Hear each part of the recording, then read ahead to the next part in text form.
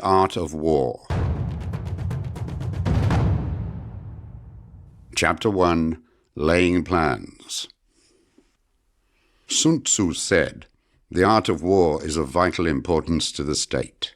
It is a matter of life and death, a road either to safety or to ruin. Hence it is a subject of inquiry which can on no account be neglected." The art of war, then, is governed by 5 constant factors to be taken into account in one's deliberations when seeking to determine the conditions obtaining in the field. These are: 1. The moral law. 2. Heaven. 3. Earth. 4. The commander. 5. Method and discipline. The moral law causes the people to be in complete accord with their ruler, so that they will follow him regardless of their lives, undismayed by any danger.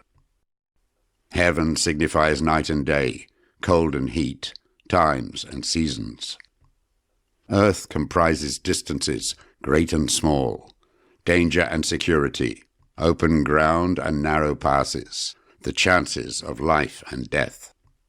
The commander stands for the virtues of wisdom, sincerity, benevolence, courage, and strictness. By method and discipline are to be understood the marshalling of the army in its proper subdivisions, the graduations of rank among the officers, the maintenance of roads by which supplies may reach the army, and the control of military expenditure. These 5 heads should be familiar to every general. He who knows them will be victorious. He who knows them not will fail. Therefore, in your deliberations, when seeking to determine the military conditions, let them be made the basis of a comparison. In this wise: 1. Which of the 2 sovereigns is imbued with the moral law? 2. Which of the 2 generals has most ability?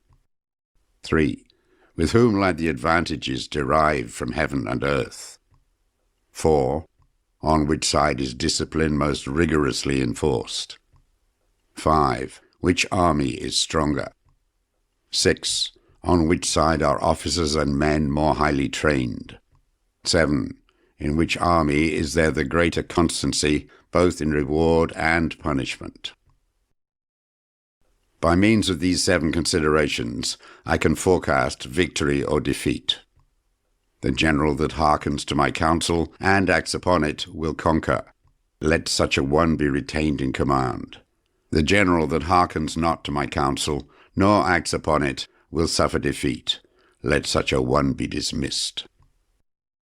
While heeding the profit of my counsel, avail yourselves also of any helpful circumstances over and beyond the ordinary rules.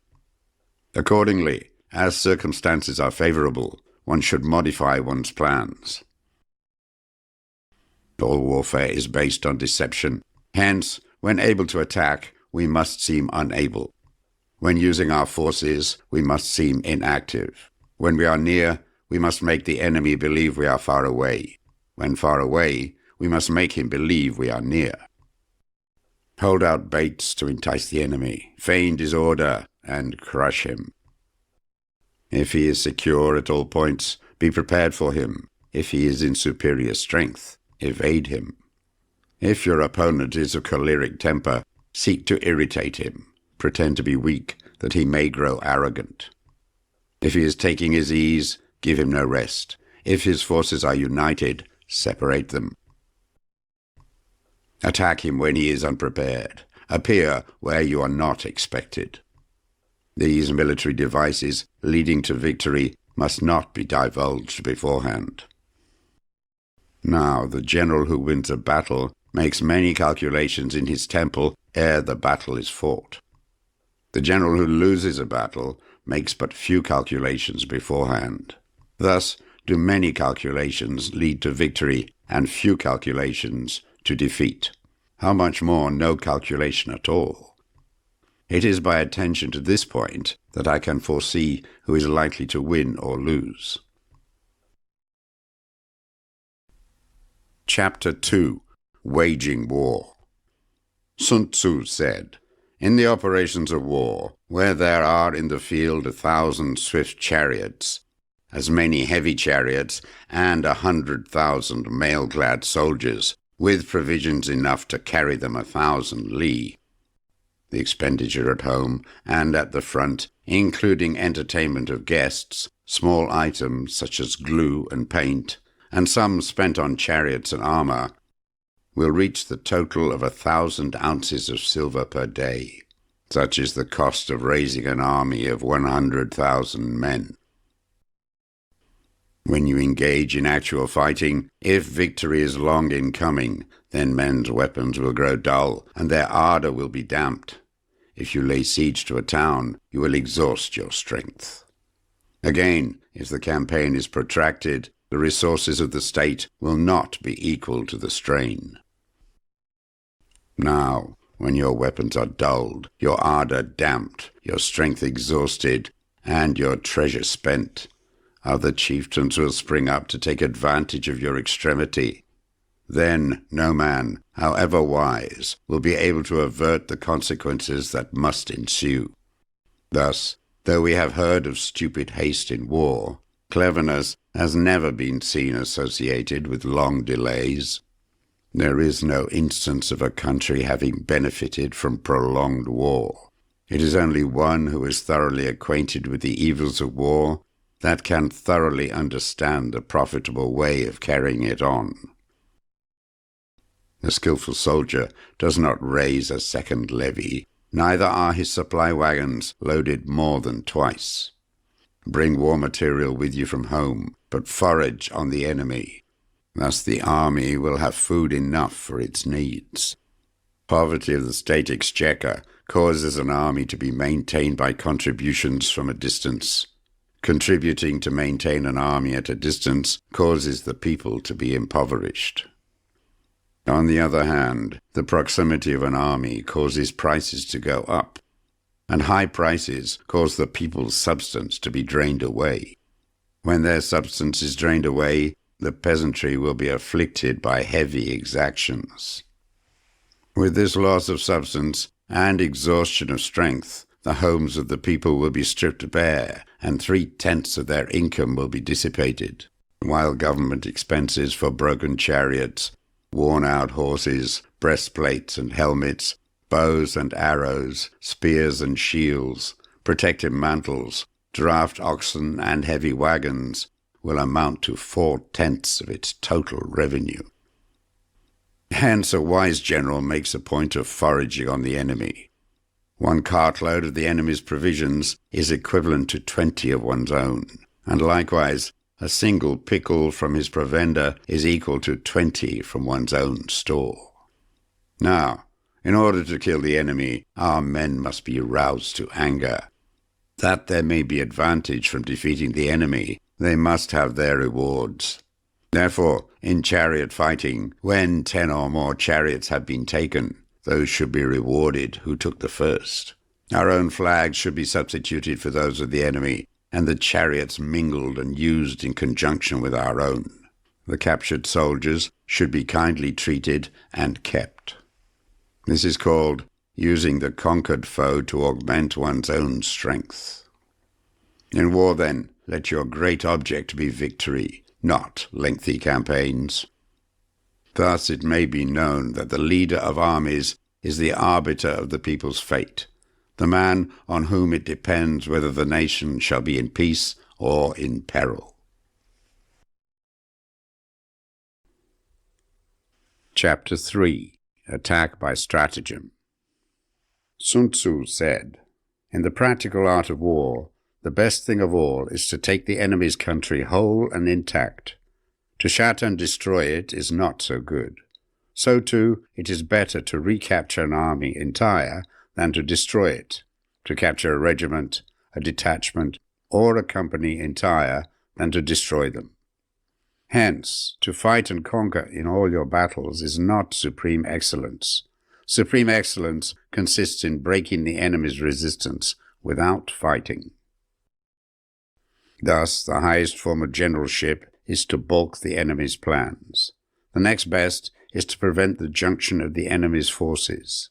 The next, in order, is to attack the enemy's army in the field, and the worst policy of all is to besiege walled cities.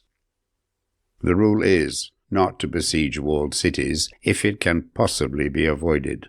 The preparation of mantlets, movable shelters, and various implements of war will take up 3 whole months, and the piling up of mounds over against the walls will take 3 months more.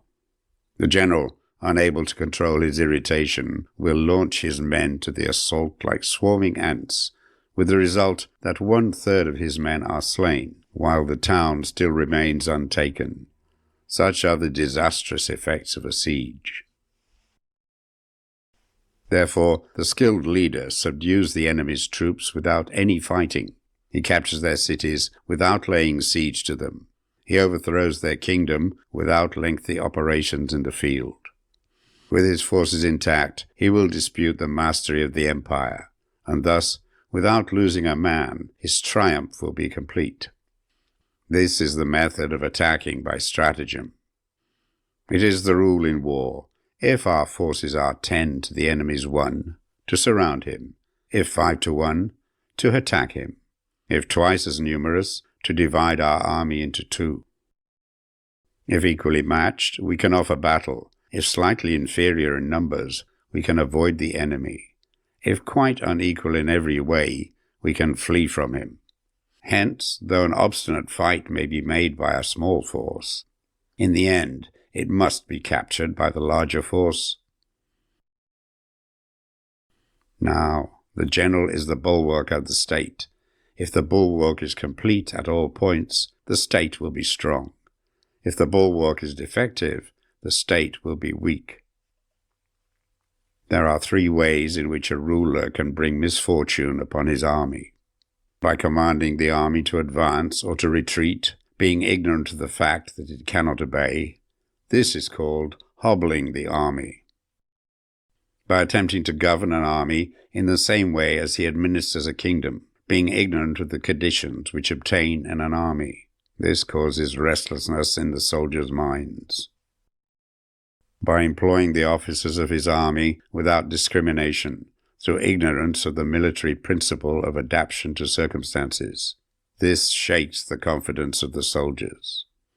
But when the army is restless and distrustful, trouble is sure to come from the other feudal princes. This is simply bringing anarchy into the army and flinging victory away. Thus we may know that there are 5 essentials for victory. 1. He will win who knows when to fight and when not to fight. 2. He will win who knows how to handle both superior and inferior forces. 3. He will win whose army is animated by the same spirit throughout all its ranks. 4. He will win who, prepared himself, waits to take the enemy unprepared. 5. He will win who has military capacity and is not interfered with by the sovereign. Hence the saying, if you know the enemy and know yourself, you need not fear the result of 100 battles. If you know yourself, but not the enemy, for every victory gained, you will also suffer a defeat. If you know neither the enemy nor yourself, you will succumb in every battle. Chapter 4. Tactical Dispositions. Sun Tzu said, "The good fighters of old first put themselves beyond the possibility of defeat, and then waited for an opportunity of defeating the enemy." To secure ourselves against defeat lies in our own hands, but the opportunity of defeating the enemy is provided by the enemy himself. Thus, the good fighter is able to secure himself against defeat, but cannot make certain of defeating the enemy. Hence the saying, one may know how to conquer without being able to do it. Security against defeat implies defensive tactics. Ability to defeat the enemy means taking the offensive. Standing on the defensive indicates insufficient strength, attacking a superabundance of strength. The general who is skilled in defense hides in the most secret recesses of the earth. He who is skilled in attack flashes forth from the topmost heights of heaven. Thus, on one hand, we have ability to protect ourselves. On the other, a victory that is complete. To see victory only when it is within the ken of the common herd is not the acme of excellence. Neither is it the acme of excellence if you fight and conquer, and the whole empire says, "Well done." To lift an autumn hare is no sign of great strength. To see the sun and moon is no sign of sharp sight. To hear the noise of thunder is no sign of a quick ear. What the ancients called a clever fighter is one who not only wins, but excels in winning with ease. Hence his victories bring him neither reputation for wisdom nor credit for courage. He wins his battles by making no mistakes. Making no mistakes is what establishes the certainty of victory, for it means conquering an enemy that is already defeated. Hence the skillful fighter puts himself into a position which makes defeat impossible, and does not miss the moment for defeating the enemy. Thus it is that in war the victorious strategist only seeks battle after the victory has been won, whereas he who is destined to defeat first fights and afterwards looks for victory. The consummate leader cultivates the moral law and strictly adheres to method and discipline. Thus it is in his power to control success. In respect of military method, we have, firstly, measurement, secondly, estimation of quantity, thirdly, calculation, fourthly, balancing of chances, fifthly, victory. Measurement owes its existence to earth, estimation of quantity to measurement, calculation to estimation of quantity, balancing of chances to calculation, and victory to balancing of chances. A victorious army, opposed to a routed one, is as a pound's weight placed in a scale against a single grain. The onrush of a conquering force is like the bursting of pent-up waters into a chasm 1,000 fathoms deep. Chapter 5. Energy. Sun Tzu said, "The control of a large force is the same principle as the control of a few men. It is merely a question of dividing up their numbers." Fighting with a large army under your command is nowise different from fighting with a small one. It is merely a question of instituting signs and signals. To ensure that your whole host may withstand the brunt of the enemy's attack and remain unshaken, this is effected by maneuvers direct and indirect. That the impact of your army may be like a grindstone dashed against an egg, this is effected by the science of weak points and strong. In all fighting, the direct method may be used for joining battle, but indirect methods will be needed in order to secure victory. Indirect tactics, efficiently applied, are inexhaustible as heaven and earth, unending as the flow of rivers and streams. Like the sun and moon, they end, but to begin anew. Like the 4 seasons, they pass away to return once more. There are not more than 5 musical notes, yet the combinations of these 5 give rise to more melodies than can ever be heard. There are not more than 5 primary colors, blue, yellow, red, white, black. Yet in combination they produce more hues than can ever be seen. There are not more than 5 cardinal tastes, sour, acrid, salt, sweet, bitter. Yet combinations of them yield more flavors than can ever be tasted. In battles, there are not more than 2 methods of attack, the direct and the indirect. Yet these 2 in combination give rise to an endless series of maneuvers. The direct and the indirect lead on to each other in turn. It is like moving in a circle. You never come to an end. Who can exhaust the possibilities of their combination? The onset of troops is like the rush of a torrent which will even roll stones along in its course. The quality of decision is like the well-timed swoop of a falcon which enables it to strike and destroy its victim. Therefore the good fighter will be terrible in his onset and prompt in his decision. Energy may be likened to the bending of a crossbow. decision to the releasing of a trigger. Amid the turmoil and tumult of battle, there may be seeming disorder, and yet no real disorder at all. Amid confusion and chaos, your array may be without head or tail, yet it will be proof against defeat. Simulated disorder postulates perfect discipline. Simulated fear postulates courage. Simulated weakness postulates strength. Hiding order between the cloak of disorder is simply a question of subdivision. Concealing courage under a show of timidity presupposes a fund of latent energy. Masking strength with weakness is to be effected by tactical dispositions.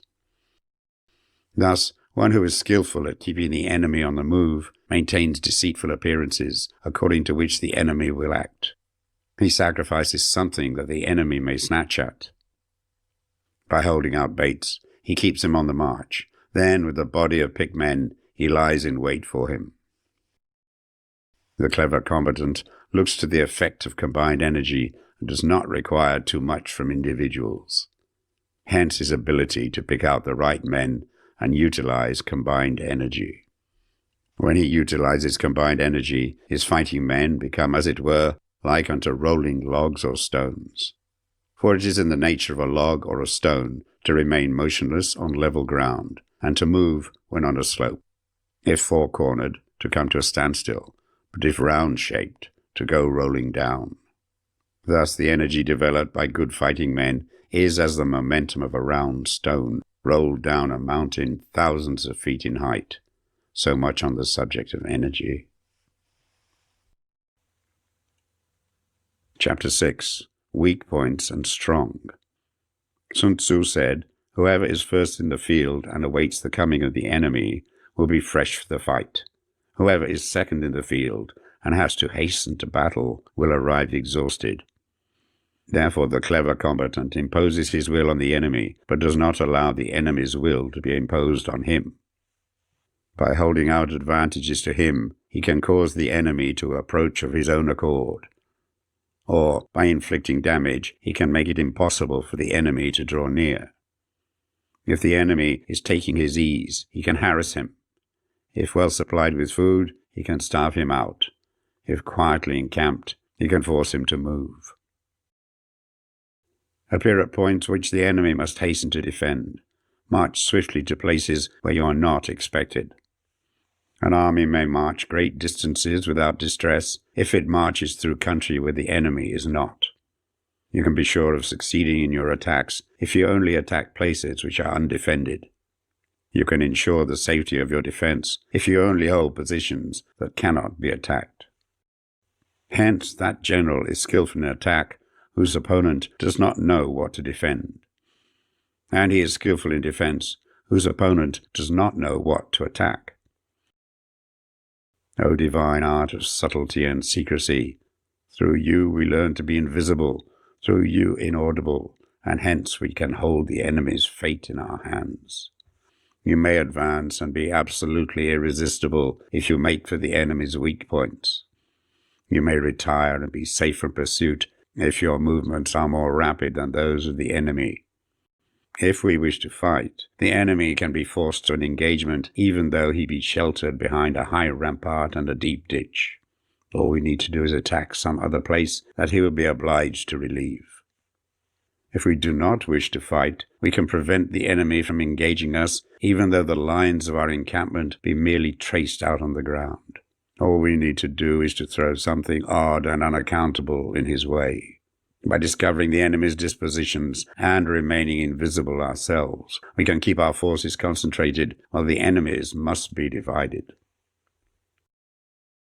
We can form a single united body while the enemy must split up into fractions.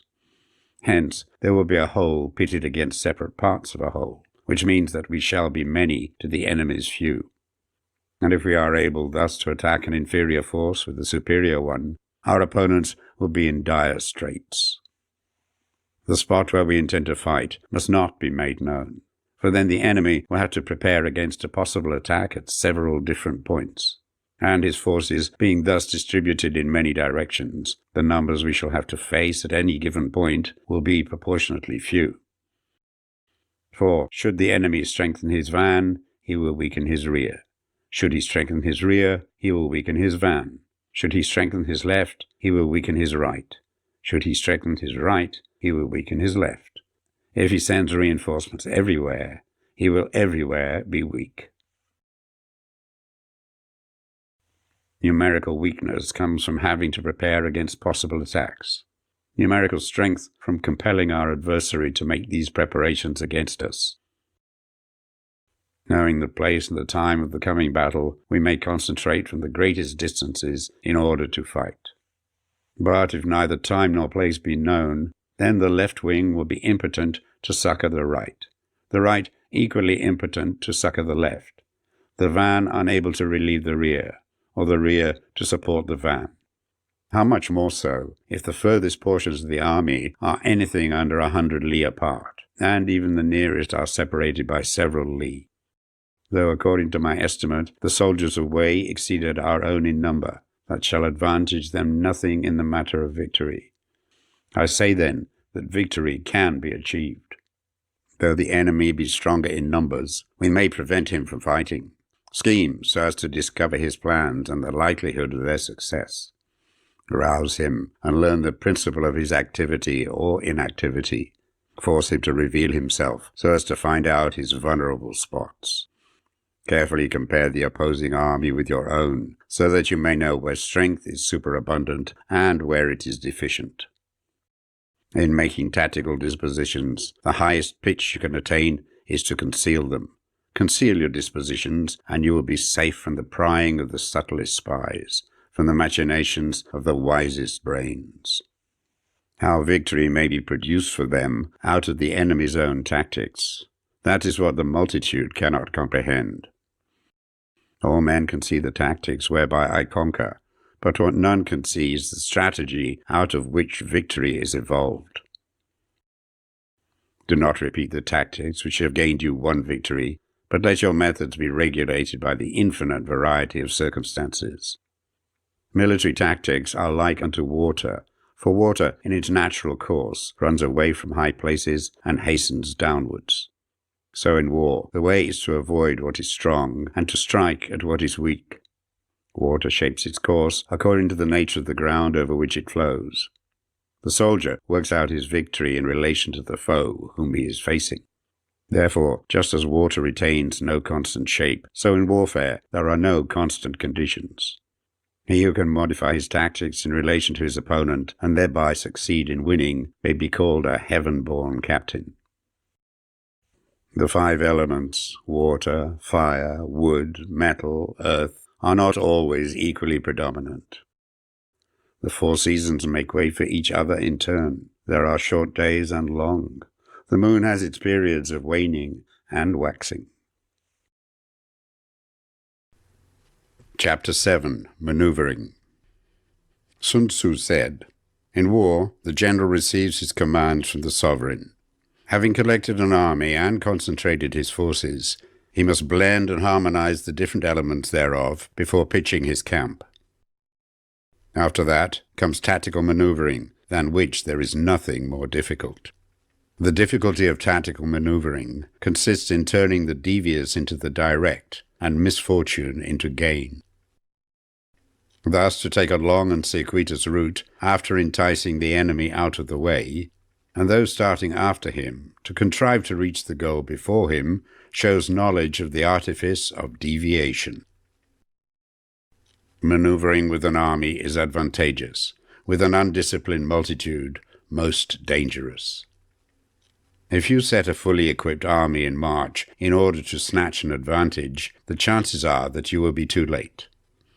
On the other hand, to detach a flying column for the purpose involves the sacrifice of its baggage and stores.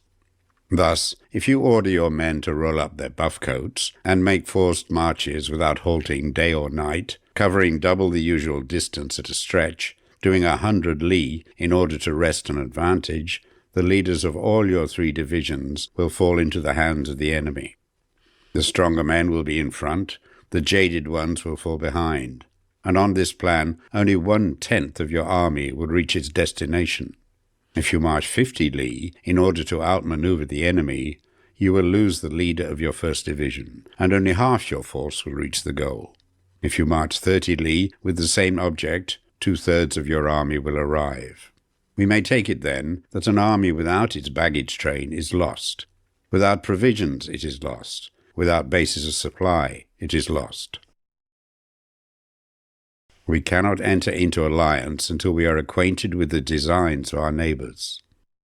We are not fit to lead an army on the march unless we are familiar with the face of the country, its mountains and forests, its pitfalls and precipices, its marshes and swamps.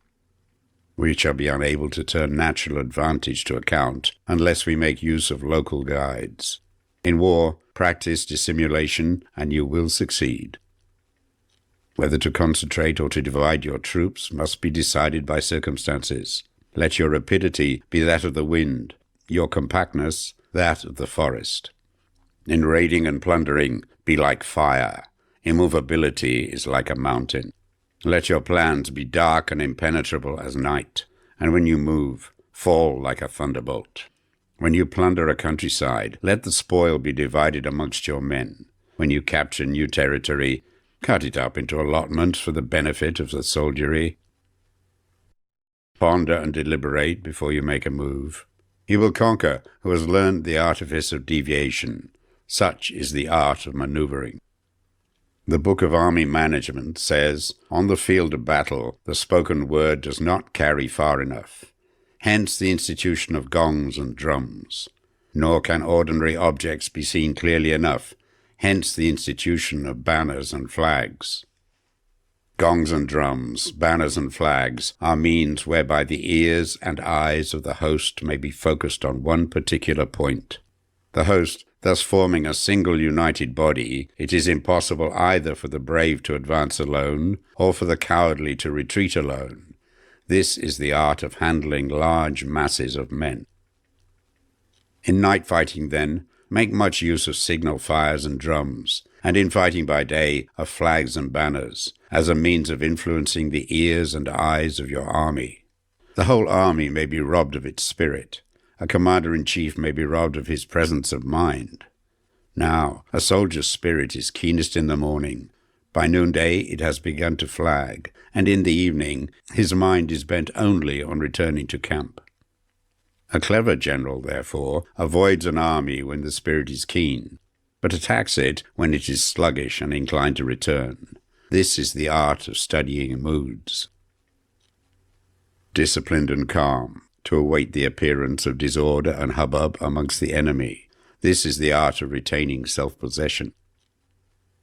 To be near the goal while the enemy is still far from it. To wait at ease while the enemy is toiling and struggling. To be well fed while the enemy is famished. This is the art of husbanding one's strength. To refrain from intercepting an enemy whose banners are in perfect order. To refrain from attacking an army drawn up in calm and confident array. This is the art of studying circumstances. It is a military axiom not to advance uphill against the enemy, nor to oppose him when he comes downhill. Do not pursue an enemy who simulates flight.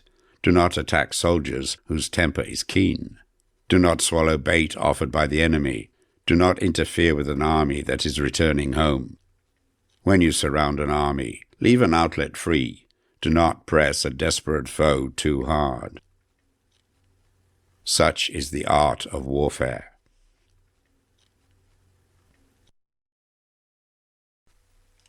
Chapter 8. Variation in Tactics. Sun Tzu said, in war, the general receives his commands from the sovereign, collects his army, and concentrates his forces. When in difficult country, do not encamp.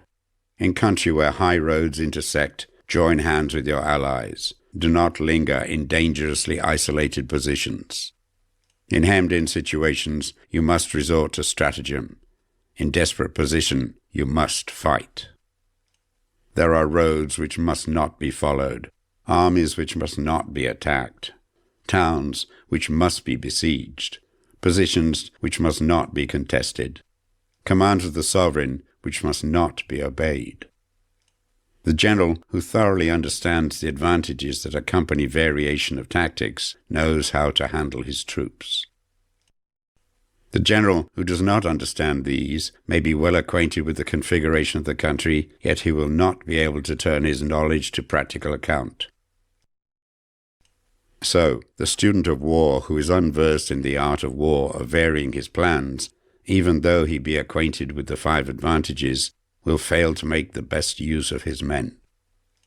Hence, in the wise leader's plans, considerations of advantage and of disadvantage will be blended together. If our expectation of advantage be tempered in this way, we may succeed in accomplishing the essential part of our schemes. If, on the other hand, in the midst of difficulties, we are always ready to seize an advantage, we may extricate ourselves from misfortune. Reduce the hostile chiefs by inflicting damage on them, and make trouble for them, and keep them constantly engaged. Hold out specious allurements, and make them rush to any given point. The art of war teaches us to rely not on the likelihood of the enemy's not coming, but on our own readiness to receive him, not on the chance of his not attacking, but rather on the fact that we have made our position unassailable. There are 5 dangerous faults which may affect a general. 1. Recklessness, which leads to destruction. 2. Cowardice, which leads to capture. 3. A hasty temper, which can be provoked by insults. 4. A delicacy of honor, which is sensitive to shame. 5. Over-solicitude for his men, which exposes him to worry and trouble. These are the 5 besetting sins of a general, ruinous to the conduct of war. When an army is overthrown and its leader slain, the cause will surely be found among these 5 dangerous faults. Let them be subject of meditation. Chapter 9. The Army on the March. Sun Tzu said, "We come now to the question of encamping the army and observing signs of the enemy. Pass quickly over mountains and keep in the neighborhood of valleys. Camp in high places, facing the sun. Do not climb heights in order to fight. So much for mountain warfare. After crossing a river, you should get far away from it. When an invading force crosses a river in its onward march, do not advance to meet it midstream. It will be best to let half the army get across and then deliver your attack. If you are anxious to fight, you should not go to meet the invader near a river which he has to cross. Moor your craft higher up than the enemy and facing the sun. Do not move upstream to meet the enemy. So much for river warfare. In crossing salt marshes, your sole concern should be to get over them quickly without any delay. If forced to fight in a salt marsh, you should have water and grass near you and get your back to a clump of trees. So much for operations in salt marshes. In dry, level country, take up an easily accessible position with rising ground to your right and on your rear, so that the danger may be in front and safety lie behind. So much for campaigning in flat country. These are 4 useful branches of military knowledge which enabled the Yellow Emperor to vanquish 4 several sovereigns. All armies prefer high ground to low and sunny places to dark. If you are careful with your men and camp on hard ground, the army will be free from disease of every kind, and this will spell victory. When you come to a hill or a bank, occupy the sunny side, with the slope on your right rear. Thus, you will at once act for the benefit of your soldiers and utilize the natural advantages of the ground. When, in consequence of heavy rains up country, a river which you wish to ford is swollen and flecked with foam, you must wait till it subsides. Country in which there are precipitous cliffs with torrents running between, deep natural hollows, confined places, tangled thickets, quagmires and crevices, should be left with all possible speed and not approached. While we keep away from such places, we should get the enemy to approach them. While we face them, we should let the enemy have them on its rear. If in the neighborhood of your camp there should be any hilly country, ponds surrounded by aquatic grass, hollow basins filled with reeds, or woods with thick undergrowth, they must be carefully routed out and searched, for these are places where men in ambush or insidious spies are likely to be lurking. When the enemy is close at hand and remains quiet, he is relying on the natural strength of his position. When he keeps aloof and tries to provoke a battle, he is anxious for the other side to advance. If his place of encampment is easy of access, he is tendering a bait. Movement amongst the trees of a forest shows that the enemy is advancing. The appearance of a number of screens in the midst of thick grass means that the enemy wants to make us suspicious. The rising of birds in their flight is the sign of an ambuscade. Startled beasts indicate that a sudden attack is coming.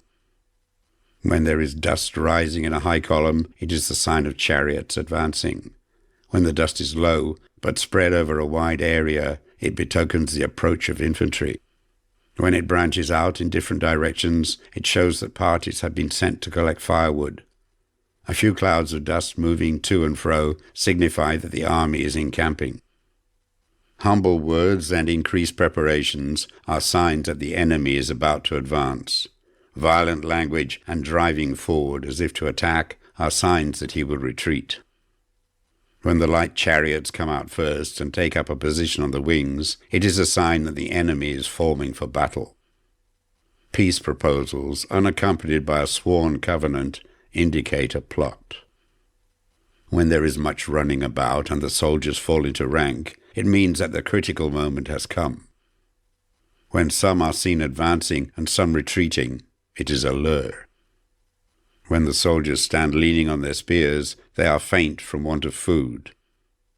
If those who are sent to draw water begin by drinking themselves, the army is suffering from thirst. If the enemy sees an advantage to be gained and makes no effort to secure it, the soldiers are exhausted. If birds gather on any spot, it is unoccupied. Clamor by night betokens nervousness.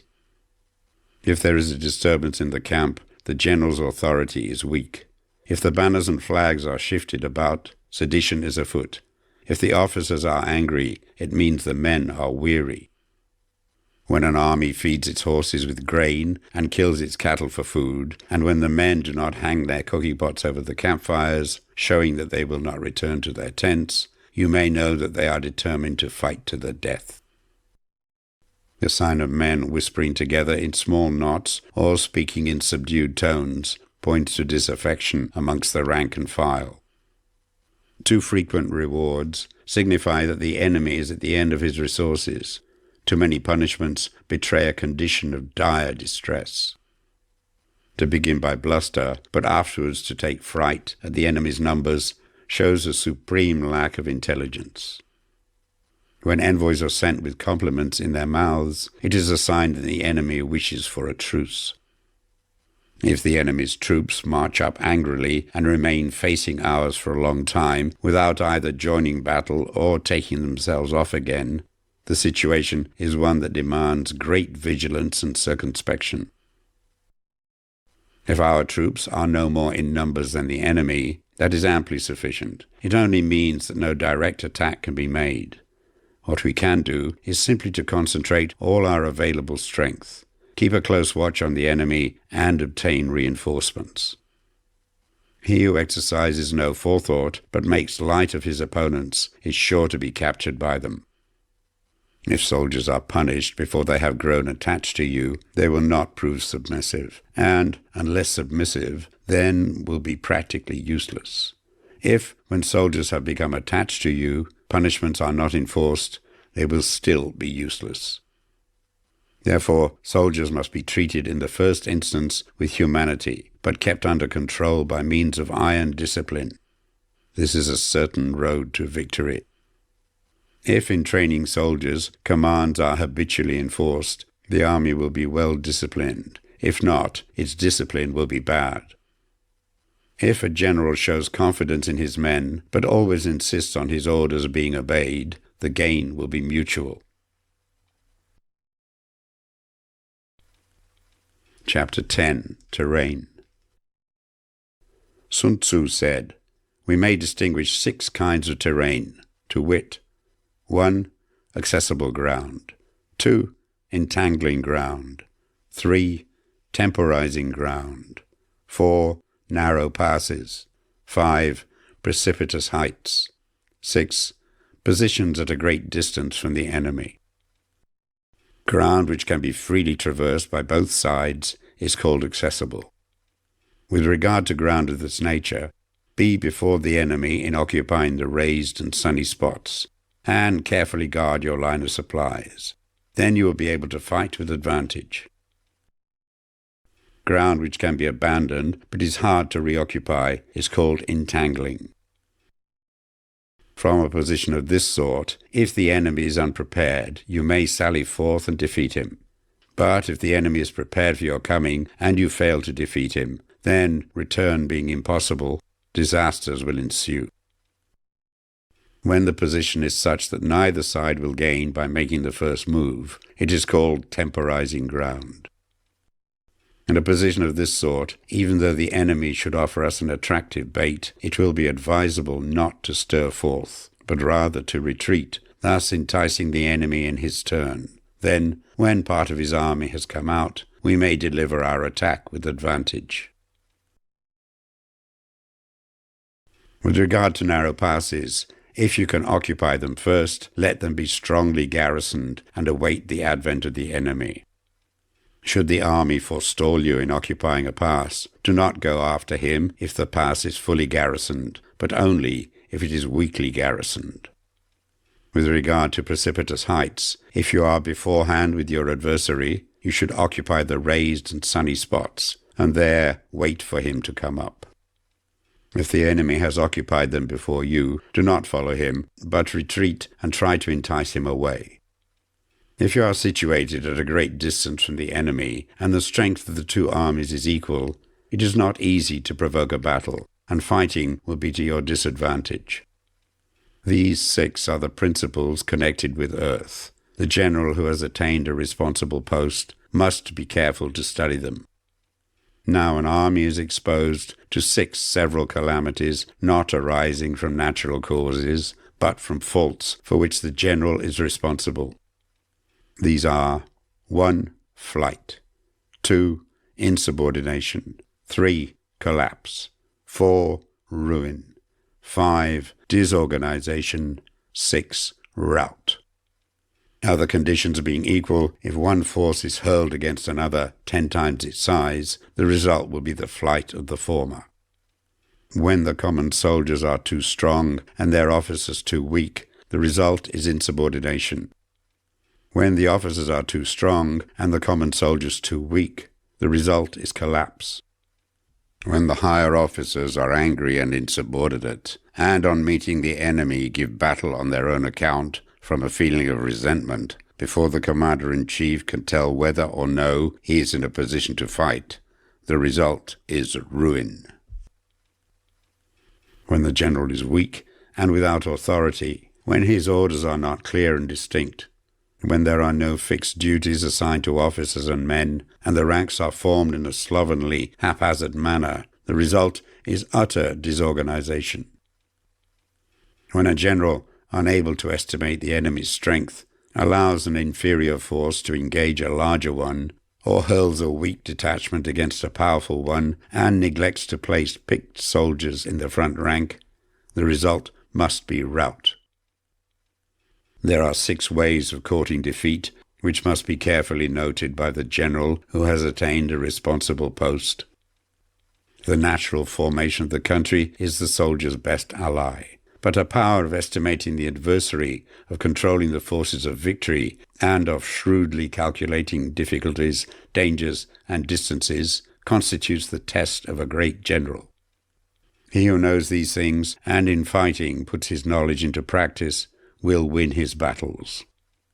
He who knows them not, nor practices them, will surely be defeated. If fighting is sure to result in victory, then you must fight, even though the ruler forbid it. If fighting will not result in victory, then you must not fight, even at the ruler's bidding.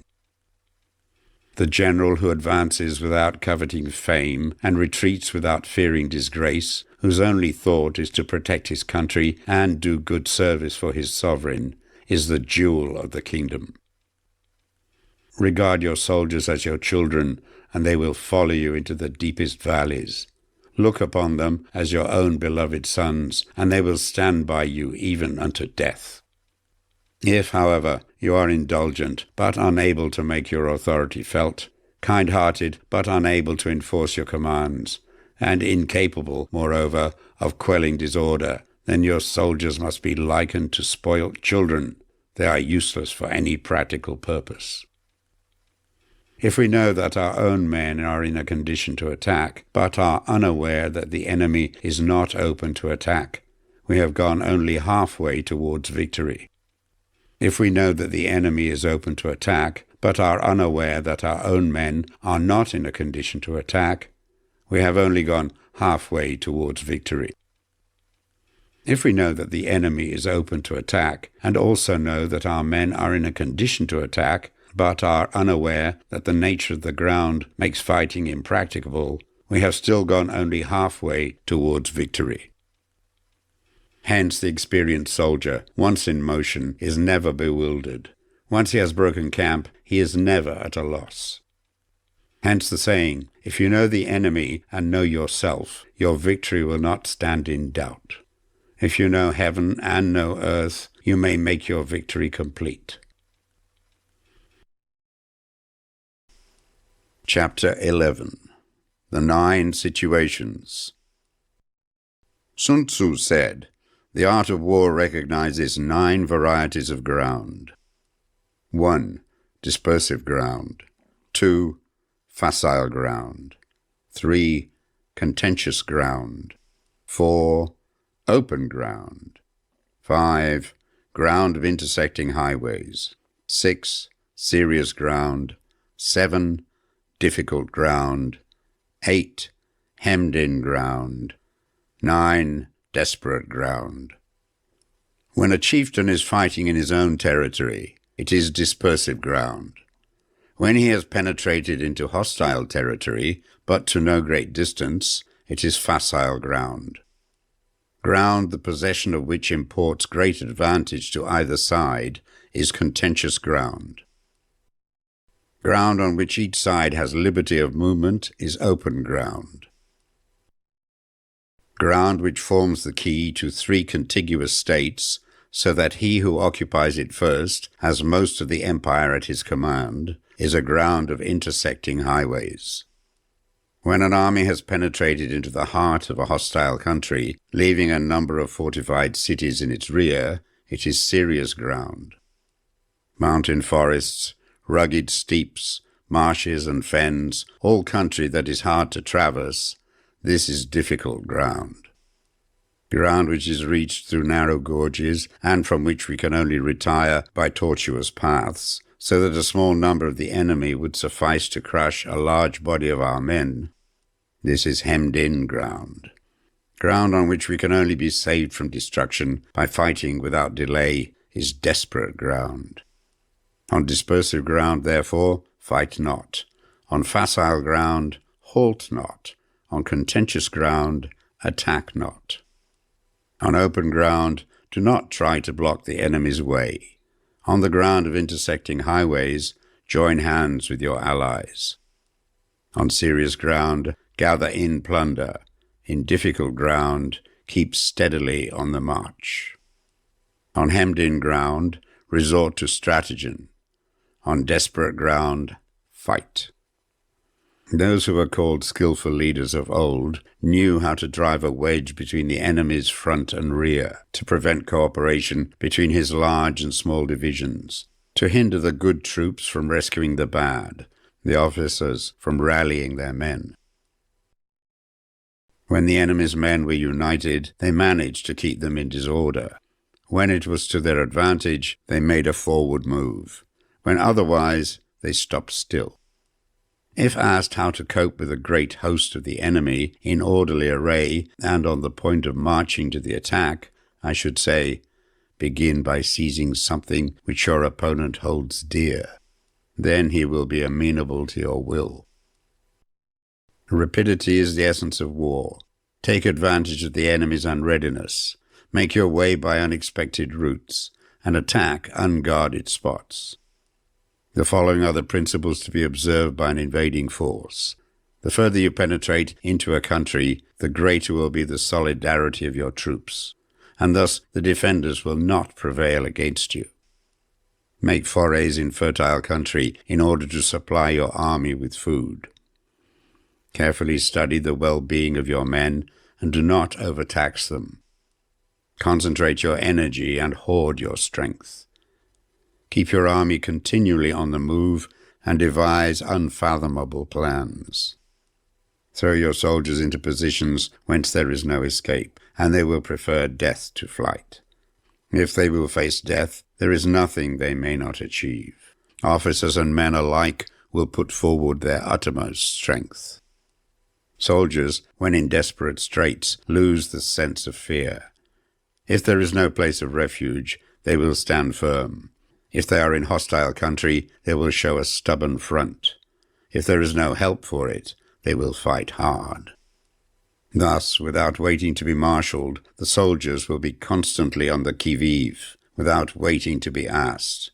They will do your will without restrictions. They will be faithful without giving orders. They can be trusted. Prohibit the taking of omens, and do away with superstitious doubts. Then, until death itself comes, no calamity need be feared. If our soldiers are not overburdened with money, it is not because they have a distaste for riches. If their lives are not unduly long, it is not because they are disinclined to longevity. On the day they are ordered out to battle, your soldiers may weep, those sitting up bedewing their garments, and those lying down letting the tears run down their cheeks. But let them once be brought to bay, and they will display the courage of a Chu or a Kui. The skillful tactician may be likened to the Shuaijian. Now the Shuaijian is a snake that is found in the Jiong Mountains. Strike at its head, and you will be attacked by its tail. Strike at its tail, and you will be attacked by its head. Strike at its middle, and you will be attacked by the head and tail, both.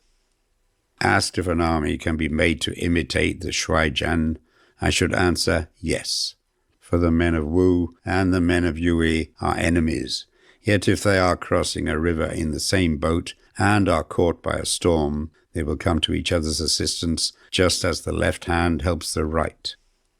Hence it is not enough to put one's trust in the tethering of horses and the burying of chariot wheels in the ground.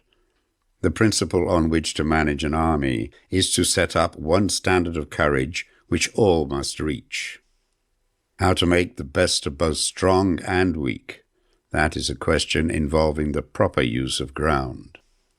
Thus, the skillful general conducts his army just as though he were leading a single man, willy-nilly, by the hand. It is the business of a general to be quiet and thus ensure secrecy, upright and just, and thus maintain order.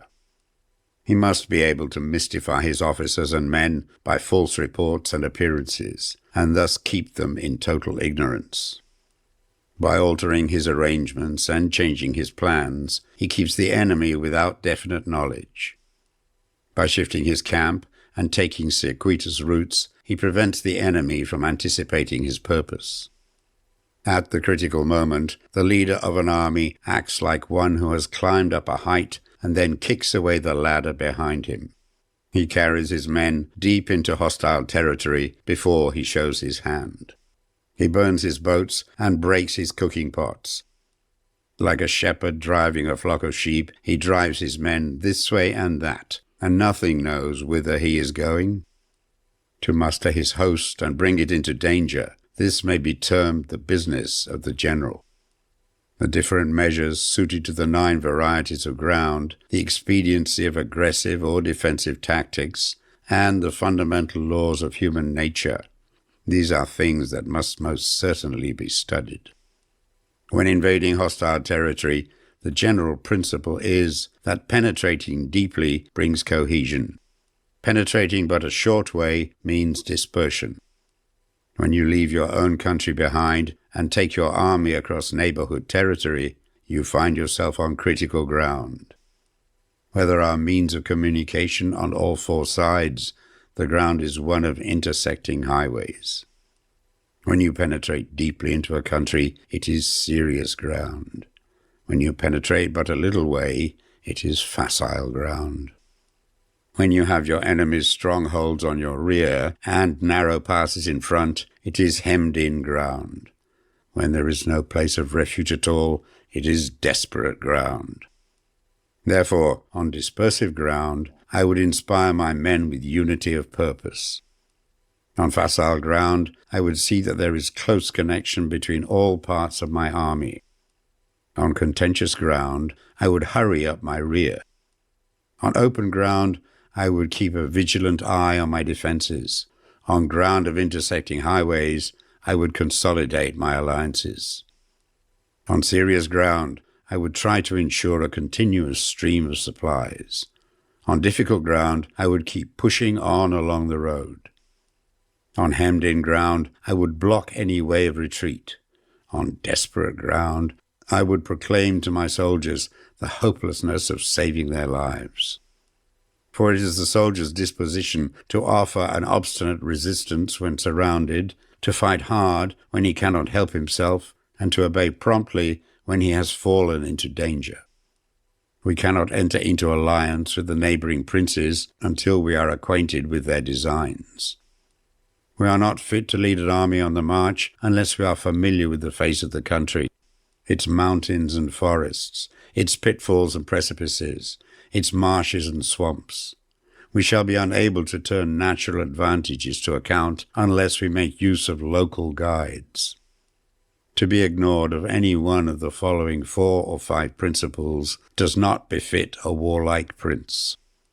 When a warlike prince attacks a powerful state, his generalship shows itself in preventing the concentration of the enemy's forces. He overawes his opponents, and their allies are prevented from joining against him. Hence he does not strive to ally himself with all and sundry, nor does he foster the power of other states. He carries out his own secret designs, keeping his antagonists in awe. Thus he is able to capture their cities and overthrow their kingdoms.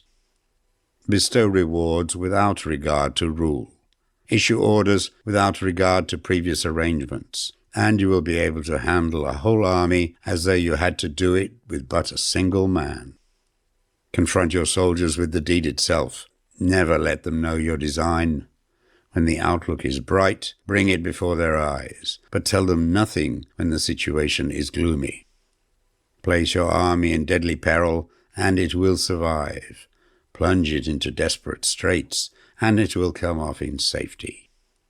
For it is precisely when a force has fallen into harm's way that it is capable of striking a blow for victory. Success in warfare is gained by carefully accommodating ourselves to the enemy's purpose.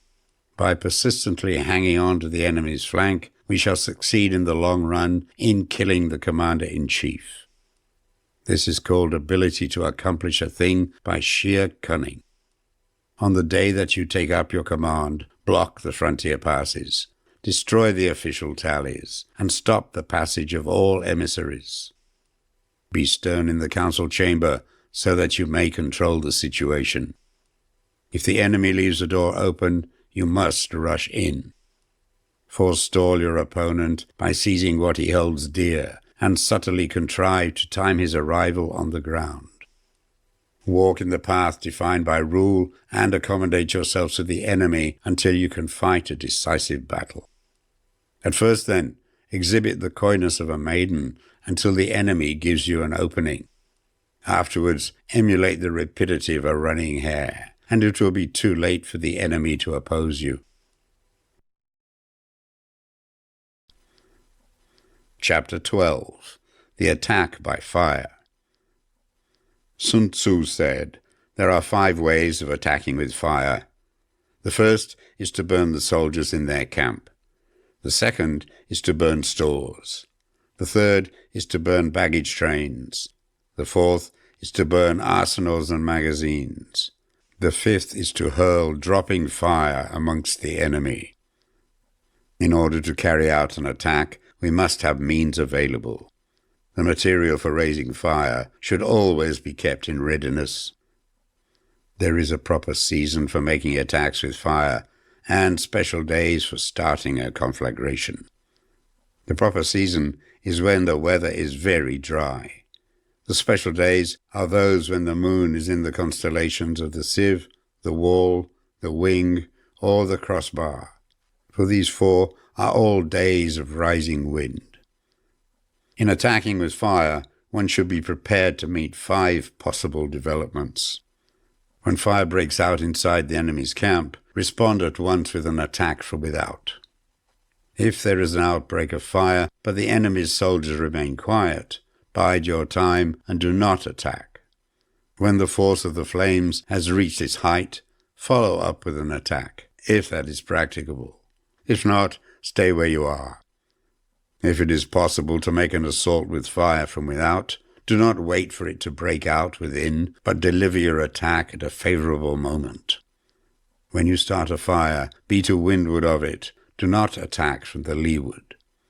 A wind that rises in the daytime lasts long, but the night breeze soon falls.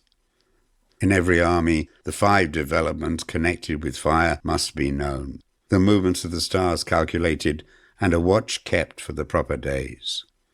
Hence, those who use fire as an aid to the attack show intelligence. Those who use water as an aid to the attack gain an accession of strength. By means of water, an enemy may be intercepted, but not robbed of all his belongings. Unhappy is the fate of one who tries to win his battles and succeed in his attacks without cultivating the spirit of enterprise, for the result is a waste of time and general stagnation. Hence the saying, the enlightened ruler lays his plans well, the good general cultivates his resources.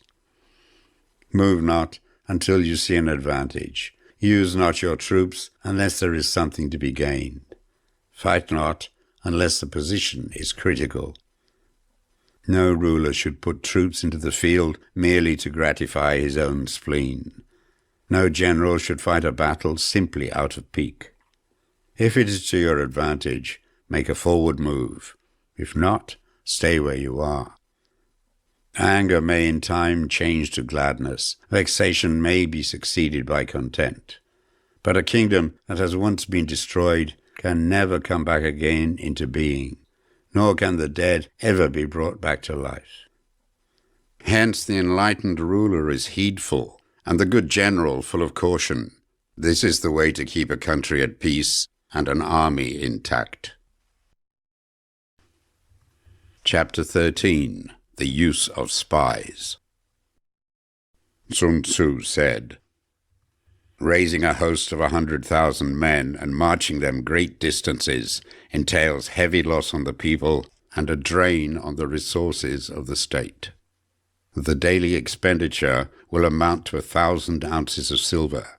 There will be commotion at home and abroad, and men will drop down exhausted on the highways. As many as 700,000 families will be impeded in their labor. Hostile armies may face each other for years, striving for the victory which is decided in a single day. This being so, to remain in ignorance of the enemy's condition simply because one grudges the outlay of 100 ounces of silver in honors and emoluments is the height of inhumanity. One who acts thus is no leader of men, no present help to his sovereign, no master of victory. Thus, what enables the wise sovereign and the good general to strike and conquer and achieve things beyond the reach of ordinary men is foreknowledge. Now this foreknowledge cannot be elicited from spirits. It cannot be obtained inductively from experience, nor by any deductive calculation. Knowledge of the enemy's dispositions can only be obtained from other men. Hence the use of spies, of whom there are 5 classes. 1. Local spies. 2. Inward spies. 3. Converted spies. 4. Doomed spies. 5. Surviving spies. When these 5 kinds of spy are all at work, none can discover the secret system. This is called divine manipulation of the threads. It is the sovereign's most precious faculty. Having local spies means employing the services of the inhabitants of a district. Having inward spies, making use of officials of the enemy. Having converted spies, getting hold of the enemy's spies and using them for our own purposes. Having doomed spies, doing certain things openly for purposes of deception and allowing our spies to know of them and report them to the enemy. Surviving spies, finally, are those who bring back news from the enemy's camp. Hence it is that which none in the whole army are more intimate relations to be maintained than with spies. None should be more liberally rewarded.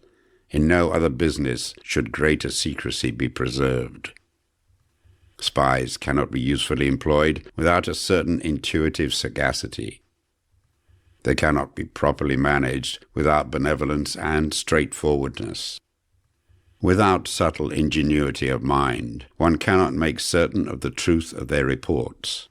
Be subtle, and use your spies for every kind of business. If a secret piece of news is divulged by a spy before the time is ripe, he must be put to death, together with the man to whom the secret was told.